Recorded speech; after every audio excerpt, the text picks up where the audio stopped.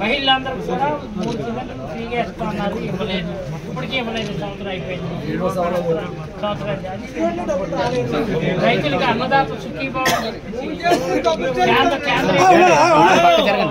కేంద్రం ఇచ్చినటువంటి 26,000 ఇస్తున్నారు, అది ఇప్పటికి ఇవ్వలేదు. అది రైతులకు వెనుకొట్టు పొడిచారు 3. అలాగే మహిళలు ఎంతమంది ఉన్నా చివరి వరకు 50 సంవత్సరాల వరకు 1500 నెలకు ఇస్తున్నారు, అది ఇవ్వలేదు. తల్లికి 100 అన్నారు, తల్లికి 100 అని చెప్పేసి తల్లికి 100కి ఇస్తానని చెప్పేసి తల్లికి 100 15,000 రూపాయలు.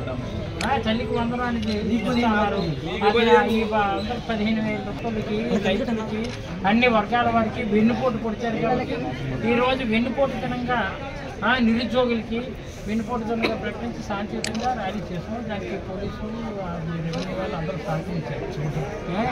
అలాగే దీంతో పాటు స్థానిక ఆ రోజు మేము రోడ్లు కొంతవరకు చేసుకుంటాం.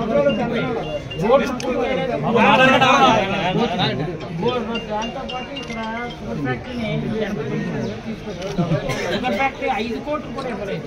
అది చాలా దారుణం. అంటే ఈ స్థానికంగా ఉన్నటువంటి సమస్యలు రోడ్లు పోయాయి, ఇక్కడ కూడా ఇంకెక్కడ పెడితే అక్కడ మొక్కలు పెట్టాలి. రోడ్లు పక్కన షుగర్ ఫ్యాక్టరీ పక్కనే చేస్తున్నారు.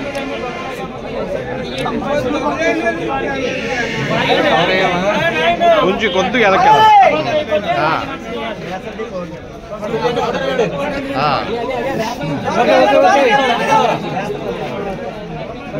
బ్యాక్ వెళ్ళండి.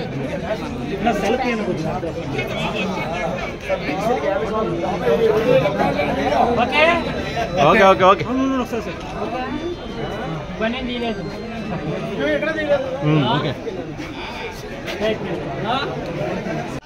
ఈరోజు చోడవరం నియోజకవర్గంలో వెన్నుపోటు దినం పెద్ద ఎత్తున నిర్వహించడం జరిగింది.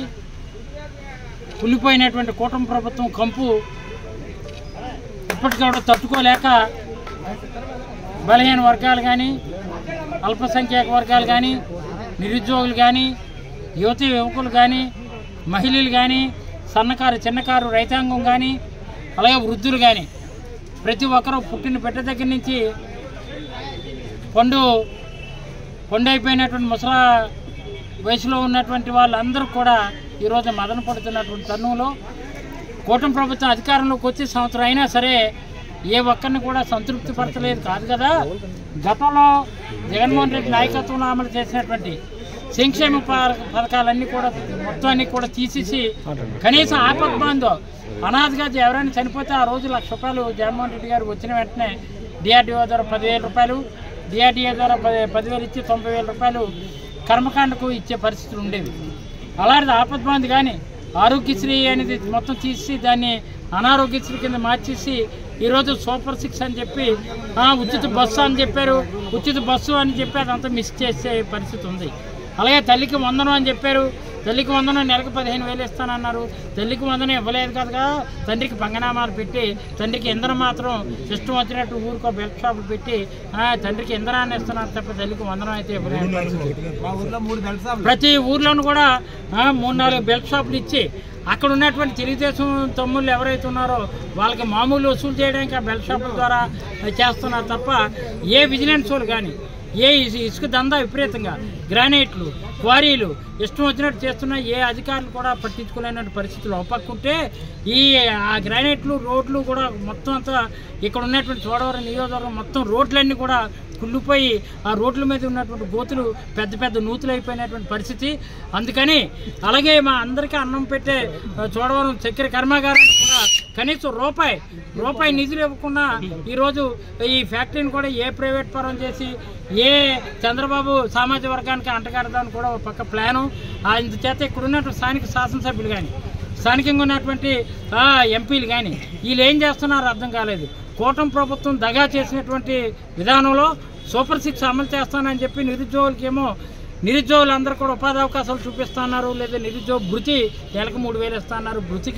భృతి లేదు, అతి లేదు, గతి లేని పరిస్థితి ఏర్పడింది.